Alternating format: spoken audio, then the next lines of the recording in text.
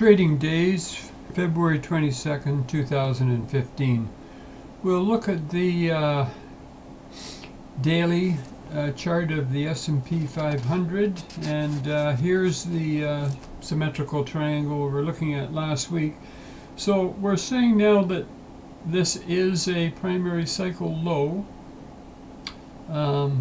something I wasn't expecting so early, and something I wasn't expecting would be so shallow. It's not a very deep cycle low, but as we just briefly, as we discussed last week, prices below our two moving averages. The 15-day simple moving average is less than the 45. Since last week, they've both crossed and prices have gone up. So we can only say that this is the fourth week of a new primary cycle. That being said, it's a primary cycle that you have to hold your nose and buy. There's some fishy stuff going on here, and I mean, I don't know if it's the Fed. Somebody with very, very deep pockets is putting money in here. There's a lot of central banks printing money. It's not necessarily just the Fed. That being the case, this would, counting out 18 weeks from this Feb 2nd low, this would give us our next main 18-week target of June the 5th, 2015. For a primary cycle low, and the window would be from May the 11th to July the 6th. Now, it's interesting that we see June here. As we get closer, I've got some other things looking at June. This week, and as I've mentioned many times before, we often get a 2 to 4 week, we often get a pullback in the first 2 to 4 weeks of a new primary cycle. So we're in that window right now, and my feeling is we're going to get a pullback this week, and it will be that pullback, which is somewhat expected. And we've got some signatures that would tie in with a pullback. We've got the Sun conjunct Neptune on the 25th. I should say Yellen speaks, I believe, twice this week, on the 24th and the 25th. That's normally bullish, but this has got to stop going up at some point. That would be fine if we do get a small pullback. It's the following few weeks that I'm more concerned with, where we've got really tough astrological signatures. I'll just read some off here. On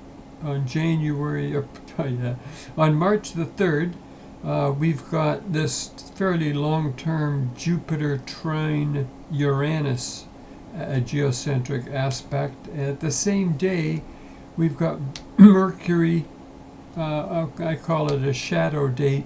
It's going to be passing over the spot it held when it went retrograde. It's now going direct, of course.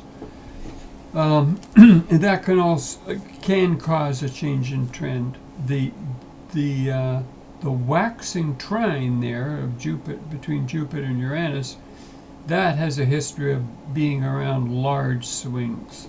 You've got to give it a few weeks either side. I've got a summary in the letter, and it's been there for a few weeks. On March the 4th, we've got Venus, which is money. So other things as well, but it is money. And it's translating the Uranus-Pluto square. So that's a big one. That's an area where I was expecting problems. As I mentioned these dates, just keep in mind I would give all of these 3 to 5 trading days around the date that I'm giving you. March the 11th, we've got Mars translating the Uranus-Pluto square. And it's back at that 15-degree Libra place in the in the charts, and that has been a very sensitive area. Looking just a little further out, we've got March 14th, a Saturday. We've got Saturn turning retrograde. All of these signatures kind of scream a turn, a move down. And then on March 16th, we've got the 7th and final waxing square between Uranus and Pluto. On that same day, I see Hades is turning direct, your Hades being your Uranian point. So we've got a lot of heavy transits in there. There's some more coming up beyond that, but this is the type of thing that could be pointing to either a serious financial problem or serious funding spending problem in the U.S. government. It could be other things as well, but with Venus in there, I think we're talking money. With Uranus in there, it could be sudden changes. And once again, remember, we've got people here from many different countries. These aspects are not country specific. They're somewhere in the world. That's all I'm going to say on this one. Thanks very much for listening.